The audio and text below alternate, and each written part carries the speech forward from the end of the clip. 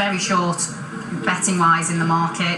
Plenty's obviously thought of him, and you know, we know these connections do well, but I just think that latest second for Persian Force is the best form on offer. I wouldn't be surprised if he won this easily. He's 1-2 and he's moving forward now into stall number 3. Calling him home in the July Stakes once again, it's Richard. Straight 6 furlongs, Close Brothers July Stakes Group 2 for Colts and Geldings, and the runners leave the stalls. Slow into stride was Mysterious Night, and in the early stages, 3 or 4 dispute the lead. The noseband of King's Crown out in the centre Show Respect, and it's these two that now move on from Persian Force, who sits in 3rd.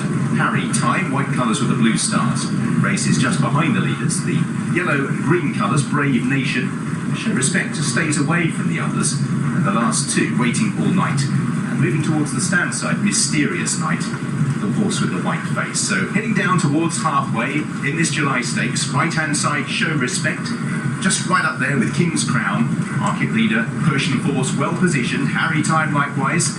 Coming near side, Mysterious Night is shaken along, then Brave Nation as they make their way down, still with a couple of furlongs to travel. Running downhill and out in the lead, Persian Force just tries to get to that rail to stow the passage of Mysterious Night, still there towards the outside, Show Respect, right down the outside, Brave Nation and Harry Time trying to get involved. Persian Force has the lead, Show Respect has run well, but it's going to be in defeat because Persian Force, this son of Bemas, is striding away to win the July Stakes by a length and a half.